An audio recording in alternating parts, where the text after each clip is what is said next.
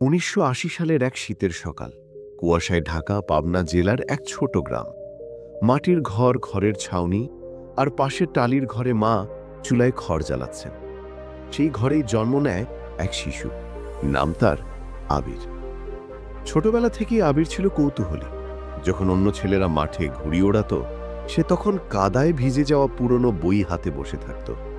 কিন্তু তার বাবা, একজন দিনমজুর, প্রায়ই বলতেন, বাবা, বই পড়লে পেট ভরবে না, আগে ঘরে ভাত আন।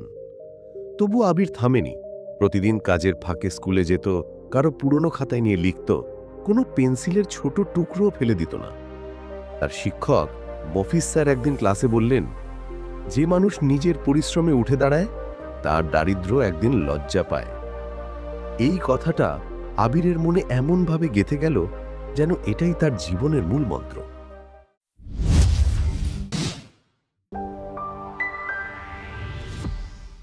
ষষ্ঠ শ্রেণীতে পড়ার সময় ঘরে এলো অন্ধকার।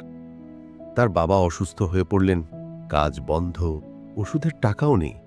আবিরের মা রাতে চুপি চুপি কাঁদতেন, আর সকালে হাসি মুখে বলতেন, বাবা, চিন্তা করিস না, আল্লাহ আছেন। কিন্তু আবির জানত, শুধু আল্লাহর ভরসায় সংসার চলে না, পরিশ্রমও দরকার। সে স্কুল ছাড়তে বাধ্য হল, কাঁধে কোদাল তুলে নামল মাঠে। কখনো ধান কাটত, কখনো ইট টানত, কখনো নদীর পাড় থেকে বালু তুলত। গরমের দুপুরে ঘামে ভিজে যেত পুরো শরীর, কিন্তু রাতে ঘুম আসত না। কেননা মনে শুধু একটাই চিন্তা, যে একদিন আমি এই জীবনটা বদলাব। রাতের কুপির আলোয় সে আবার বই ধরত। মাটির ঘরের এক কোণে বসে হাতে কলম নয়, বাঁশের ডগা কেটে বানানো কলমে লিখত। বছর কয়েক পর গ্রামের স্কুলে একজন শিক্ষক ছুটি নিলেন। হেড স্যার জানতেন আবির এক সময় ভালো ছাত্র ছিল, তাই তাকে বললেন, তুমি কিছুদিন বাচ্চাদের পড়াও, যতটুকু পারো। আবির প্রথমে ভয় পেল। সে তো কোনো ডিগ্রিধারী নয়, কিন্তু মনের ভেতরের সেই ছোট্ট আত্মবিশ্বাসের কণ্ঠ বলল, চেষ্টা কর। এভাবেই শুরু হলো তার নতুন পথ চলা। প্রতিদিন সকালবেলা মাঠে কাজ করত, বিকেলে বাচ্চাদের পড়াত।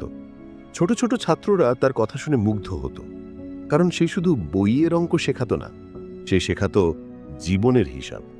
সে বলতো, তোমরা জানো, গরিব ঘরে জন্ম নেওয়া অপরাধ নয়, অপরাধ হলো স্বপ্ন না দেখা। ধীরে ধীরে গ্রামের সবাই তার প্রতি সম্মান দেখাতে শুরু করল।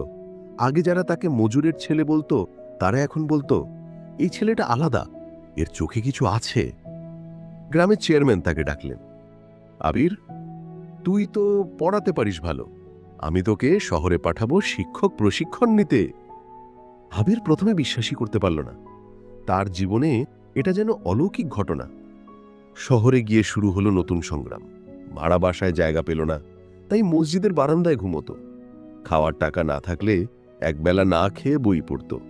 টিউশন করত ছোট ছেলেমেয়েদের, সেই টাকায় কলম খাতা কিনত। কখনো কখনো ক্ষুধায় মাথা ঘুরে যেত, কিন্তু থামেনি। রাতে যখন শহরের আলো জ্বলত, সে একা বসে ভাবত, আমার গ্রামে কত বাচ্চা অন্ধকারে হারিয়ে যায়, আমি যদি আলোর মানুষ হতে পারি, তাদের জীবনটা আলোকিত করব। বছর কয়েক পরে সে শিক্ষক প্রশিক্ষণ শেষ করে প্রথম চাকরি পেল শহরের এক প্রাইমারি স্কুলে। প্রথম মাসের বেতন হাতে নিয়ে সে মায়ের সামনে গিয়ে দাঁড়াল। মায়ের চোখে পানি। আবির বলল, মা, আজ আমি তোমার চোখের পানি বন্ধ করতে পেরেছি। মা শুধু বললেন, তুই আল্লাহর আসল নিয়ামত, তুই অন্যদের জীবন আলোকিত কর। আবির প্রতিশ্রুতি রাখল। কিছু বছর পর সে নিজ গ্রামের দিকে ফিরে গেল এবং নিজের হাতে একটা স্কুল গড়ে তুলল, আলো প্রাথমিক বিদ্যালয়। সেখানে গরিব বাচ্চারা বিনা খরচে পড়তে পারত।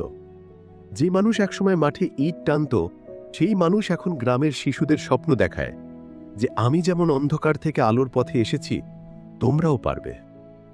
বছর কেটে গেল। এখন আবিরের বয়স প্রায় 50।